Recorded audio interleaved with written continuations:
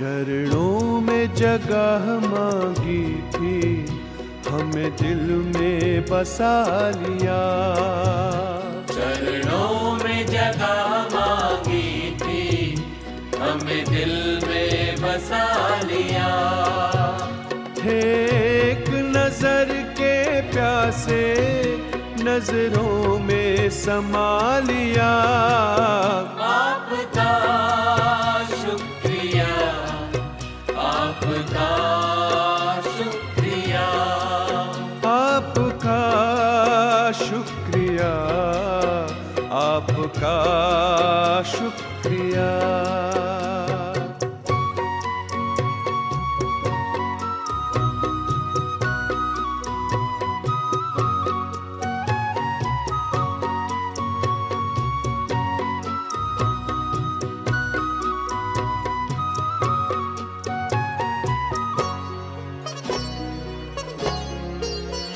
वरदान भरी दृष्टि से हमें बनाया त्रिकालदर्शी।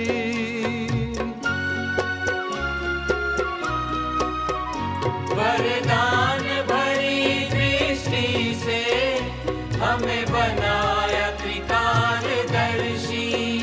जन्मों के पुण्य फले हैं, प्रभु दया है इतनी बरसी। ഓം ശാന്തി.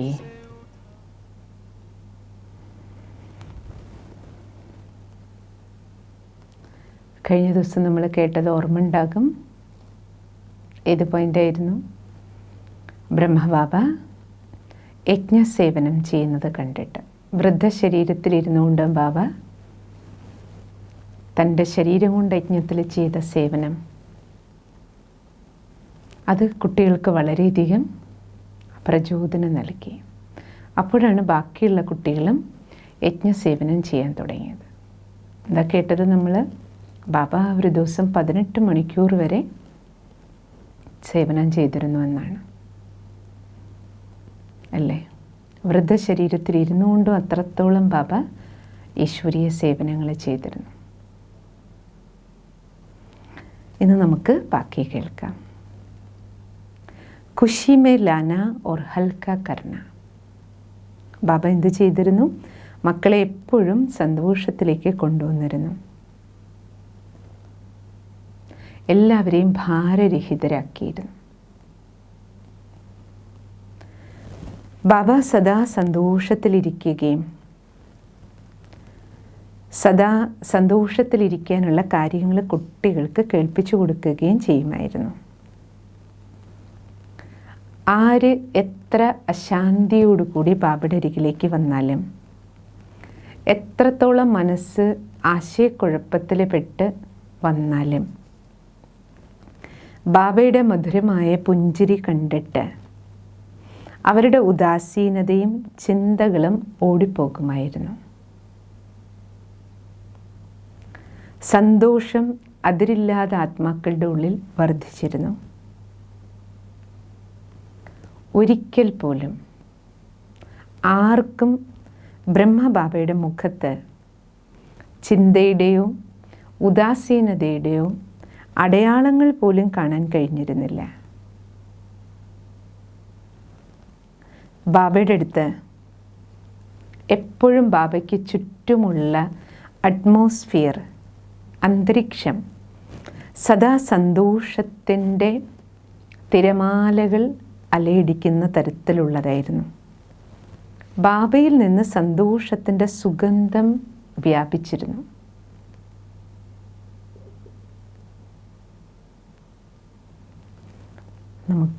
നമ്മളെ നോക്കാനാണ് ബാബ ഇതെല്ലാം പറഞ്ഞു തരണേ. ജഗദീശ്വര എന്തിനാണ് ഇതെല്ലാം തരണേ? നമ്മളിൽ നിന്ന് നിരന്തരം ഒഴുകിക്കൊണ്ടിരിക്കുന്ന വൈബ്രേഷൻ എങ്ങനെയുള്ളതാണ് ചെക്ക് ചെയ്യാൻ. ബ്രഹ്മബാബ സ്വയം സദാ സന്തോഷത്തിലിരുന്നത് കൊണ്ട് ഏത് സാഹചര്യത്തിലും ബാബയ്ക്ക് ചുറ്റുമുള്ള അറ്റ്മോസ്ഫിയറിൽ എപ്പോഴും സന്തോഷത്തിൻ്റെ വൈബ്രേഷനായിരുന്നു. പവിത്രമായ സന്തോഷത്തിൻ്റെ അന്തരീക്ഷത്തിൽ മായാവി കാര്യങ്ങളും ലൗകിക കാര്യങ്ങളും എല്ലാവരും മറക്കുമായിരുന്നു. സ്വാഭാവികമായി എല്ലാവരും മറന്നു പോകുമായിരുന്നു തങ്ങളുടെ ലൗകിക കാര്യങ്ങളെല്ലാം. കാരണം ബാബയുടെ ചുറ്റുമുള്ള അന്തരീക്ഷം എപ്പോഴും ആ രീതിയിലുള്ളതായിരുന്നു. ബാബയുടെ അടുത്ത് വരുന്നതോടുകൂടി മനുഷ്യൻ്റെ മനസ്സിൽ നിന്ന് അശുദ്ധ സങ്കല്പങ്ങളെ നീങ്ങുമായിരുന്നു. ബാബ പറഞ്ഞിരുന്നു, ബച്ചേ आप ही पवित्र रहने वाले सच्चे ब्राह्मण कुलभूषण हो. മക്കളെ, താങ്കൾ കുട്ടികൾ തന്നെയാണ് പവിത്രമായി ജീവിക്കുന്ന സത്യമായ ബ്രാഹ്മണ കുലത്തിൻ്റെ അലങ്കാരങ്ങൾ.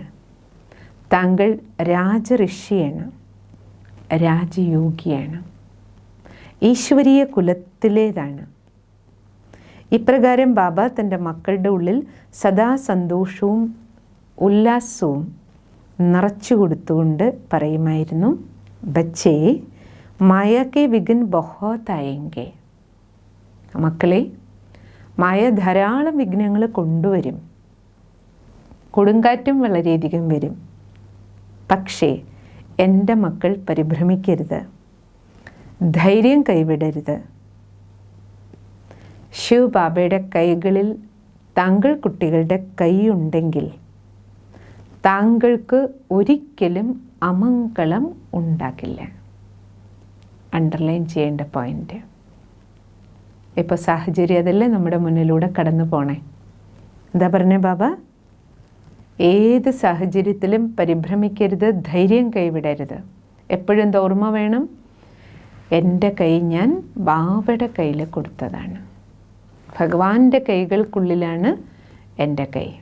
അതുകൊണ്ട് ഈശ്വരൻ്റെ കയ്യിൽ കൈപിടിച്ചിരിക്കുന്ന എനിക്ക് അമംഗളം ഒരിക്കലും സംഭവിക്കില്ല.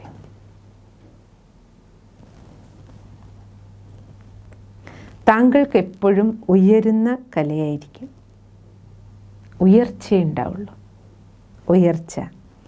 അതിനാൽ സദാ ഇങ്ങനെ ചിന്തിക്കണം, സർവശക്തിവാനായ ശിവ് ബാബ എൻ്റെ കൂടെയുണ്ട്.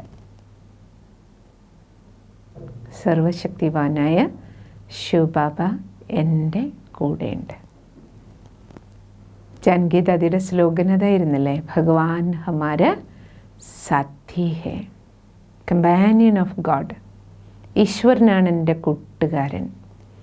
നമ്മുടെ മനസ്സിൽ പ്രത്യേകിച്ച് ഈ സമയത്ത് ഈ ദൃശ്യം എപ്പോഴും നടക്കുമ്പോഴും കറങ്ങുമ്പോഴും ഉണ്ടാവണം.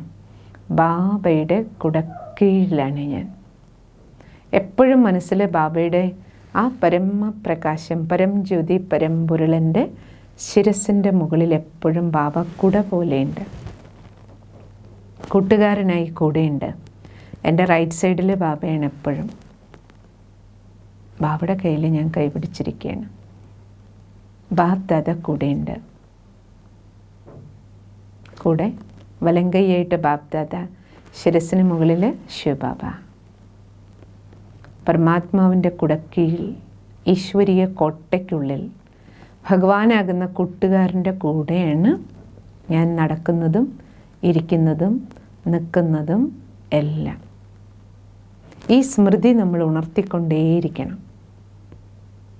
സ്മൃതി ഉണർത്തി ബാബ പറയില്ലേ, നിങ്ങൾ എന്നെ ഓർമ്മിക്കുമ്പോൾ എനിക്ക് നിങ്ങളെ ഓർമ്മിക്കാതിരിക്കാൻ ഒരിക്കലും കഴിയില്ല. ഭക്തിയിലെ പറയില്ലേ, വിളിച്ചാൽ വിളി കേൾക്കും ദൈവം. അപ്പം നമ്മൾ ഉള്ളുകൊണ്ട് വിളിക്കുമ്പോഴെല്ലാം ബാബ കൂടെ ഉണ്ടാവും.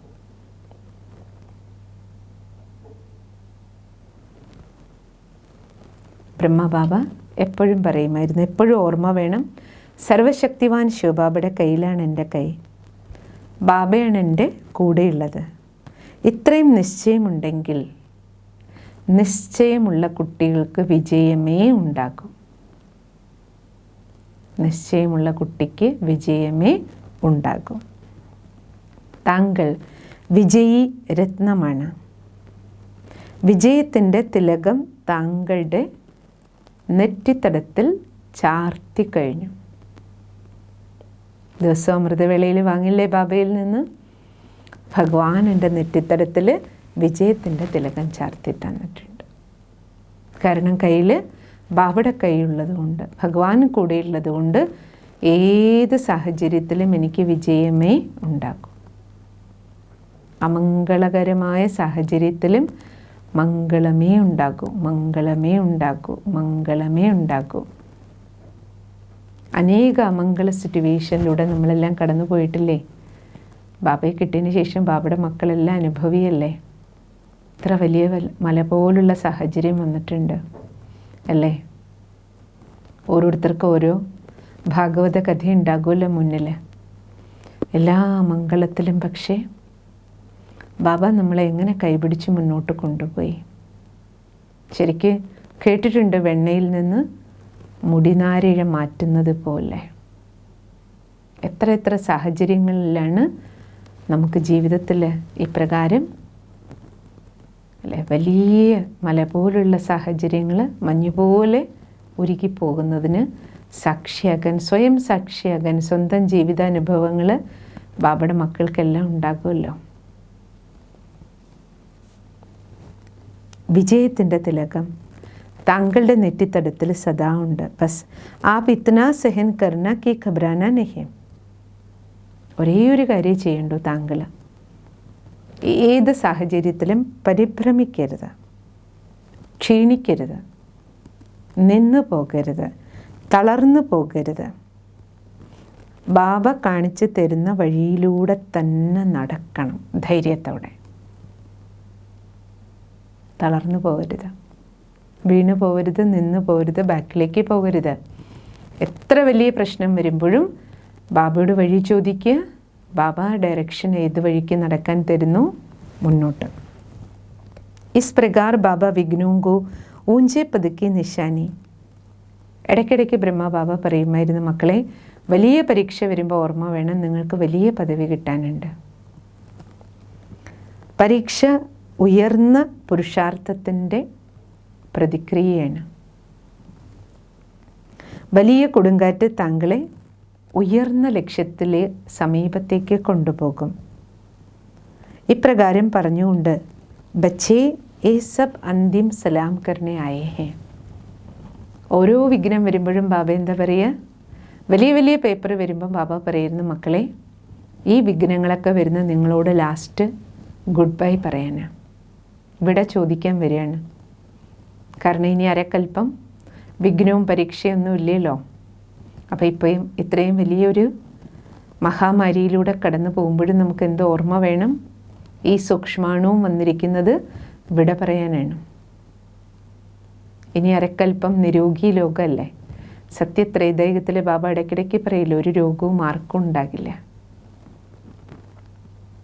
അരക്കൽപ്പത്തേക്ക് വിട ചോദിക്കുന്നതിന് മുമ്പ് തൻ്റെ വികരാള രൂപത്തിൽ വന്നിരിക്കുകയാണ്. പറയാറുണ്ടല്ലോ, അണയാൻ പോകുന്ന ദീപം ആളിക്കത്തും. അപ്പോൾ അണയുന്നതിന് മുമ്പ് അല്ലെ, ആ ആളിക്കത്തലാണ് ഇപ്പം നമ്മൾ കാണുന്നത്. ഭയപ്പെടേണ്ട പറയണം ബാബ, നിങ്ങളോട് സലാം പറയാൻ വേണ്ടി വന്നിരിക്കുകയാണ്. ബസ് ഈശ്വർ കെ സദക്കെ ഇൻകോ പാർ കറൂ. പരമാത്മ പ്രേമത്തിൽ ഈ വിഘ്നങ്ങളെ മറികടക്കൂ. എങ്കിൽ താങ്കളുടെ ചുവടിൽ പരമാത്മ പ്രേമത്തിൽ ഈ ഘട്ടത്തെ നിങ്ങൾ താണ്ടിയാൽ ചുവടിൽ കോടിയുടെ സമ്പാദ്യം താങ്കൾക്കുണ്ടാകും. ഈ ഘട്ടത്തിൽ താണ്ടണം. എങ്ങനെ താണ്ടണം? അല്ലെ, മറികടക്കേണ്ടതിന് പരമാത്മ പ്രേമത്തിൽ അലിഞ്ഞ്, പ്രഭു പ്രേമത്തിൽ അലിഞ്ഞ് തന്നെ എല്ലാ പേപ്പറിലും ജയിക്കണം. പേടിക്കരുത്, നെഗറ്റീവ് ചിന്തിക്കരുത്, വ്യർത്ഥ സങ്കല്പം കൊണ്ടുവരരുത്. എന്ത് വന്നാലും ബാബ ബാബ ബാബ. ബാബയും ബാബയുടെ മുരളിയിലൂടെ കിട്ടുന്ന നിർദ്ദേശവും ബാബയുടെ മുരളി പോയിൻ്റ് ഉപയോഗിച്ച് തന്നെ എല്ലാ പേപ്പറിനെയും അതിജീവിക്കണം. വേറെ ഒരു സങ്കല്പവും രചിക്കരുത്. ഒരാളെയും കുറ്റപ്പെടുത്തുകയോ നാട്ടുകാരെയും വീട്ടുകാരെയും ഭരണാധികാരികളെയും ആരെയും കുറ്റപ്പെടുത്തരുത്. മനസ്സിൻ്റെ ഉള്ളിൽ ഒരു നെഗറ്റീവ് സങ്കല്പം, ഒരു കുറ്റപ്പെടുത്തലിൻ്റെ സങ്കല്പം, ഒരു ദോഷാരോപണവും കൊണ്ടുവരരുത്. പകരം എന്ത് കാണുമ്പോഴും ഓർമ്മ വേണം, നാടകമാണ്, നാടകത്തിൻ്റെ സീനുകളാണ്, സീനറികളാണ്. ഓരോ ആത്മാവും അവരവരുടെ ഭാഗം അഭിനയിക്കുക. അതിൻ്റെ വില്ലൻ്റെ റോളാണെങ്കിൽ ഇത് നാടകത്തിൻ്റെ ഭാഗമാണ്. ഒപ്പം ഇത് ഒക്കെ നടക്കുമ്പോഴും എന്താ ഓർമ്മ വേണം, മംഗളമേ ഉണ്ടാകും. എല്ലാവർക്കും മംഗളം, എനിക്ക് മംഗളം. കാരണം മംഗളകാരിയായ ബാബ എൻ്റെ കൂടെ ഉണ്ട്. ഈ പേപ്പർ ഞാൻ ബാബയുടെ കൈ പിടിച്ചുകൊണ്ട് തന്നെ തരണം ചെയ്യും. ഈ ഘട്ടവും തരണം ചെയ്യും. ഡ്രാമയിൽ ഈ സീൻ അങ്ങനെ നിൽക്കില്ലല്ലോ. കുറച്ച് ദിവസം കഴിയുമ്പോൾ ഈ സീന് മാറുമല്ലോ. ദൃശ്യം മാറിക്കൊണ്ടിരിക്കുക ഒരു നാടകത്തിൽ.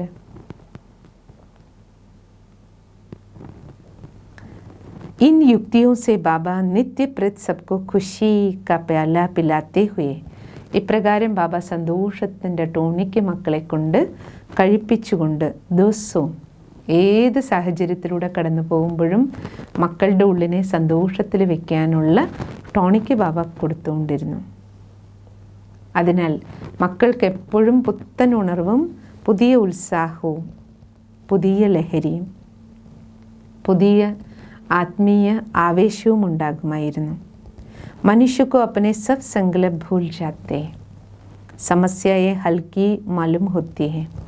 അപ്പോൾ എത്ര വലിയ സമസ്യ വരുമ്പോഴും മക്കൾക്ക് അതെല്ലാം ഒന്നുകിൽ മറക്കാനോ അല്ലെങ്കിൽ വലുത് ചെറുതായി തീരുന്നതോ കാണുമായിരുന്നു.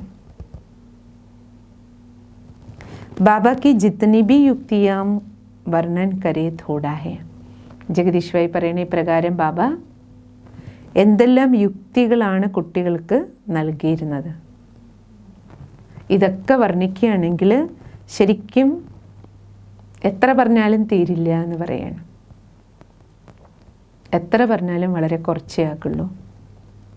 ऐसे अन्य अनेकानेक विधि विधानों से प्यार दुलार की बातों से, ഇപ്രകാരം അനേക വിധികളിലൂടെ സ്നേഹം നിറഞ്ഞ വാത്സല്യം നിറഞ്ഞ കാര്യങ്ങളിലൂടെ ഉല്ലാസത്തിലേക്ക് മക്കളെ കൊണ്ടുവന്ന് സ്നേഹ സൗഹാർദ്ദത്തിലൂടെ ജ്ഞാന വിജ്ഞാനത്തിൻ്റെ മഴ പെയ്ച്ച് ഉയർന്ന വിചാരധാരയിലൂടെയും ജീവിത രീതികളിലൂടെയും മാർഗനിർദ്ദേശങ്ങളിലൂടെയും ബാബ തൻ്റെ മക്കളെ എത്ര ഉയർന്ന ലക്ഷ്യത്തിലേക്കാണ് കൈപിടിച്ച് ഉയർത്തിക്കൊണ്ടുപോയത്.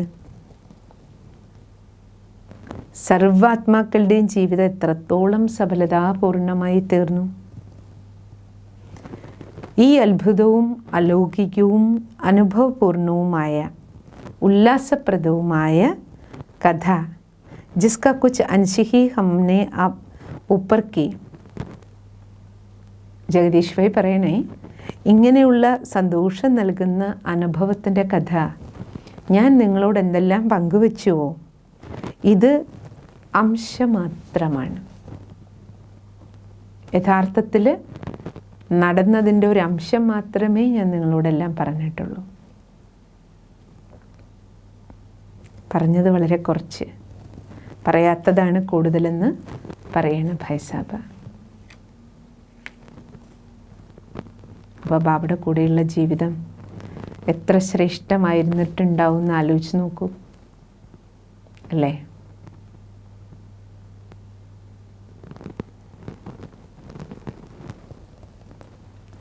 ഇനി അടുത്തതിൽ ജഗദീശ്വരി വിഭിന്ന പ്രൊഫഷനിലിരിക്കുന്നവർ, ഓരോരോ ജോലി ചെയ്യുന്ന ഓരോ ജോലിയും വെച്ചിട്ട്, ഇപ്പോൾ എൻജിനീയറിങ്, വക്കീൽ, എൻജിനീയർ, ഡോക്ടർമാർ, സ്വർണ്ണപ്പണിക്കാർ, ഓരോരോ ജോലികളും ജീവിതത്തിൽ ചെയ്യുന്ന ആ പ്രൊഫഷനുമായി ബന്ധപ്പെടുത്തി ബാബയുടെ കുട്ടികൾക്ക് ജ്ഞാനത്തെ എങ്ങനെ സ്പഷ്ടമാക്കി കൊടുത്തിരുന്നു. അവരിൽ നിന്നെല്ലാം ഓരോ ഗുണങ്ങൾ, ഓരോ മേഖലകളിൽ വർക്ക് ചെയ്യുന്നവരിൽ നിന്നും ഗുണങ്ങൾ എങ്ങനെ എടുക്കണം, അതിനെക്കുറിച്ചാണ് ബാബ അടുത്ത ഏതെല്ലാം ആ രൂപത്തിൽ ബ്രഹ്മബാബ കുട്ടികൾക്ക് സൂചന നൽകിയിരുന്നു. അതിനെക്കുറിച്ച് ഭായിജി നമ്മളോട് വിവരിക്കുകയാണ്. ഈ അനുഭവങ്ങൾ പങ്കുവയ്ക്കുന്നത് ആദരണീയ രത്തൻ മോനി ദാദിജിയാണ്. ഇപ്പോഴത്തെ ഈശ്വരീയ വിശ്വവിദ്യാലയത്തിൻ്റെ മുഖ്യ പ്രശാസിക ആദരണീയ രത്തൻ മോനി ദാദിജിയാണ്. അപ്പോൾ ബാബ ഓരോരോ പ്രൊഫഷനെയും ചൂണ്ടിയിട്ട് അതിൽ നിന്നെല്ലാം ഗുണം എടുക്കാൻ പഠിപ്പിച്ചതിനെക്കുറിച്ച് ദാദിജി തൻ്റെ അനുഭവം ജഗദീഷ് ഭായിയോട് പങ്കുവയ്ച്ചത് ആണിനി ജഗദീഷ് ഭായി രേഖപ്പെടുത്തുന്നത്. ബാബ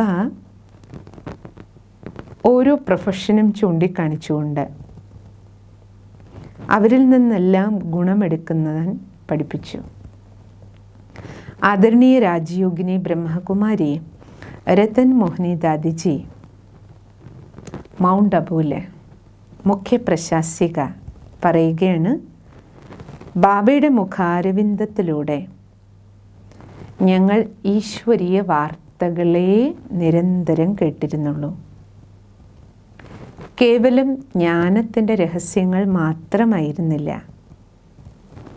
ഹൃദയത്തെ രമിപ്പിക്കുന്ന, ഹൃദയത്തിന് സന്തോഷം പകരുന്ന, ജീവിതത്തെ ശ്രേഷ്ഠാചാരത്തിലേക്ക് ഉയർത്തുന്നതിന് പ്രേരണ നൽകുന്ന വാക്കുകളായിരുന്നു ബാബയുടേത്. ഈശ്വരീയ ജ്ഞാനത്തിൻ്റെ അനേക പോയിന്റുകൾ സ്പഷ്ടമാക്കിക്കൊണ്ട് ശിവബാബ മുരളിയിലൂടെ നൽകുന്ന അനേക ഈശ്വരീയ മഹവാക്യങ്ങളെ സ്പഷ്ടമാക്കുന്നതിന് വേണ്ടി ബാബ, കാരണം മുരളി കേൾക്കുമ്പോൾ ചിലപ്പോൾ കുട്ടികൾക്ക് എല്ലാ പോയിൻ്റും ഡയറക്റ്റ് മനസ്സിലാവണമെന്നില്ല. അപ്പോൾ ബാബ ഇന്നത്തെ ചുറ്റുപാടിൽ കാണുന്ന കാര്യങ്ങളുമായി കണക്ട് ചെയ്തിട്ട്, കുട്ടികൾക്ക് അറിയുന്ന കാര്യങ്ങളുമായിട്ട് കണക്ട് ചെയ്ത് പല ജോലികളുമായിട്ട് ബന്ധപ്പെടുത്തിയിട്ട് അതിനെക്കുറിച്ച് ബാബ സ്പഷ്ടമാക്കി തരുമായിരുന്നു. അത് കേൾക്കുമ്പോൾ ബ്രഹ്മ ബാബ മുരളിയുടെ പോയിന്റിനെ ഇപ്രകാരം ഉദാഹരണത്തോടുകൂടി സ്പഷ്ടമാക്കി തരുമ്പോൾ ജ്ഞാനം വളരെ സഹജമായി കുട്ടികൾക്ക് ബുദ്ധിയിലേക്ക് ധാരണ ചെയ്യാൻ കഴിഞ്ഞിരുന്നു. അതിൻ്റെ ചില ഉദാഹരണങ്ങൾ ഞാൻ നിങ്ങളോടൊപ്പം ഇവിടെ പങ്കുവയ്ക്കുകയാണ്. അതിൽ ആദ്യം ദാദി പറയുന്നത് വക്കീലിൻ്റെ ഉദാഹരണം ബാബ ഇടയ്ക്കിടയ്ക്ക് പറയുമായിരുന്നു. മുരളിയിൽ വരുമായിരുന്നല്ലോ. ഇടയ്ക്കിടയ്ക്ക് ബാബ ലോ കോളേജിനെ കുറിച്ചും പറയും, വക്കീൽ പ്രൊഫഷനെ കുറിച്ചും ഇടയ്ക്കിടയ്ക്ക് പറയാറുണ്ട് അല്ലേ? മുരളികൾ ഓർമ്മ വരുന്നുണ്ടാവുമല്ലോ നിങ്ങൾക്ക്. ബാബ ആവർത്തിച്ച് പറയാറുള്ളതാണ്. ബാബ സംജാത്തെ കി ലോയർ ഫോർ ക്രിമിനൽ കേസസ്.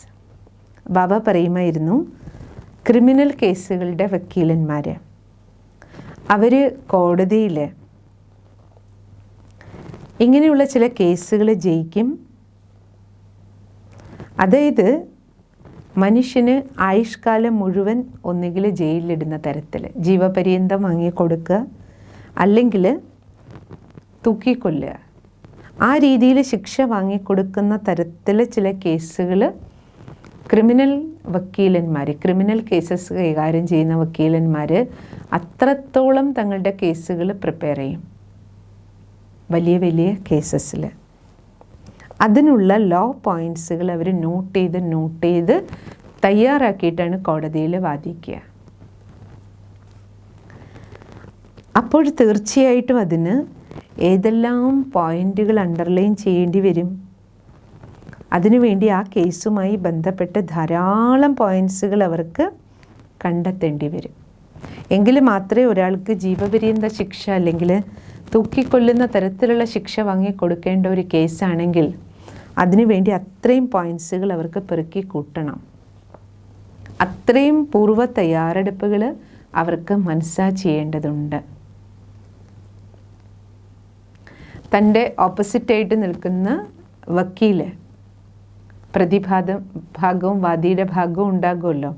അപ്പോൾ എന്ത് ചോദ്യം മറ്റേ വക്കീൽ ചോദിച്ചാലും അതിനുള്ള ഉത്തരം ന്യായമായത് നൽകാൻ പക്കലുണ്ടാകണം. പിന്നെ അത് ജഡ്ജിക്ക് ന്യായമാണെന്ന് തോന്നുകയും വേണം അല്ലേ? അപ്പം ജഡ്ജിയെയും കൺവിൻസ് ചെയ്യണം. അപ്പോൾ അതിന് വേണ്ടിയിട്ട് ആ വക്കീലിന് എത്രത്തോളം തൻ്റെ ബുദ്ധിയിൽ സ്പഷ്ടത ആവശ്യമുണ്ട് നേരത്തെ കൂട്ടി, എന്നാലേ കോടതിയിൽ സമയത്ത് വാദിക്കുമ്പോൾ വളരെയധികം നിയമപൂർണമായ പോയിന്റുകൾ പ്രസൻറ്റ് ചെയ്യാൻ കഴിയുകയുള്ളൂ. അതിലൂടെ മാത്രമേ ആ വക്കീലിന് വളരെ അത്യന്താപേക്ഷിതവും മഹത്വപൂർണവുമായ നിയമത്തിൻ്റെ പോയിന്റുകൾ ചൂണ്ടിക്കാണിച്ചുകൊണ്ടേ ജഡ്ജിന് മുന്നിൽ തൻ്റെ ഭാഗത്ത് സ്പഷ്ടമാക്കാനും അതിൻ്റെ പരിണാമ സ്വരൂപമായിട്ട് ആ കേസിൽ ആ വ്യക്തിക്ക് ഒന്നുകിൽ കൊലക്കയറിലേക്ക് കയറ്റാൻ, അല്ലെങ്കിൽ നേരെ തിരിച്ച് അടുത്ത മിടുക്കനായൊരു വ്യക്തി ചിലപ്പോൾ എന്ത് ചെയ്യും, കൊലക്കയറിൽ നിന്ന് തൻ്റെ പ്രതിയെ പുറത്തു കൊണ്ടുവരാൻ, തൂക്കിക്കൊല്ലാവുന്ന ശിക്ഷ കിട്ടുന്നതിൽ നിന്ന് ഒരാളെ രക്ഷിക്കാനും തൂക്കിക്കൊല്ലാവുന്ന ശിക്ഷ വാങ്ങിക്കൊടുക്കാനും, രണ്ടിനാണെങ്കിലും വക്കീലിന് എന്ത് ചെയ്യണം, അത്രയും വക്കീൽ പോയിൻ്റുകൾ പക്കൽ വേണം. അതിനുവേണ്ടി ആ വക്കീൽ എത്രത്തോളം മുൻപേ കൂട്ടി മാനസികമായി തയ്യാറാകണം, എത്ര പോയിൻറ്റ്സുകളുടെ ശേഖരണം വേണം. ഈ ഉദാഹരണം പറഞ്ഞുകൊണ്ട് ബാബ എന്തു പറയും? എന്തിനായി ഉദാഹരണം പറഞ്ഞിരുന്ന ബാബ? ആ ബच्चे भी एक प्रकार के वकील है. ബാബ പറയുമായിരുന്നു, ഇപ്രകാരം ഒരു വക്കീലാണ് നിങ്ങൾ കുട്ടികളും. എന്തുകൊണ്ടാണ് ബാബ പറയുന്നത് നിങ്ങളും അങ്ങനെയുള്ള വക്കീലായിരിക്കണം? നാളെ കേൾക്കാം. എന്തുകൊണ്ടാണ് ബാബ നമ്മളെയും വക്കീലെന്ന് വിളിക്കുന്നത്? ഓം ശാന്തി.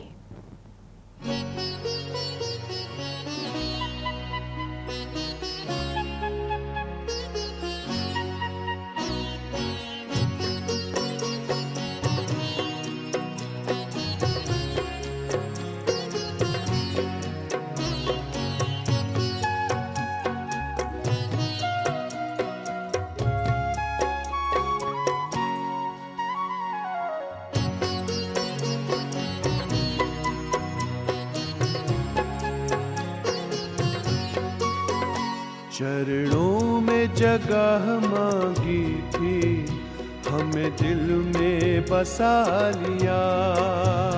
चरणों में जगह मांगी थी, हमें दिल में बसा लिया. थे एक नजर के प्यासे, नजरों में समा लिया. आपका शुक्रिया, आपका शुक्रिया, आपका शुक्रिया, आपका शुक्रिया.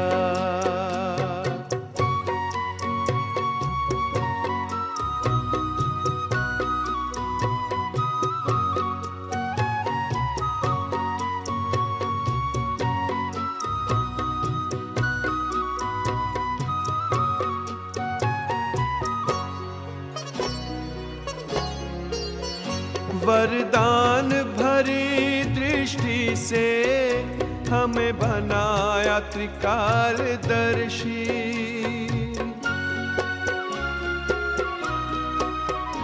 वरदान भरी दृष्टि से हमें बनाया त्रिकालदर्शी. जन्मों के पुण्य फले हैं, प्रभु दया है इतनी बरसी.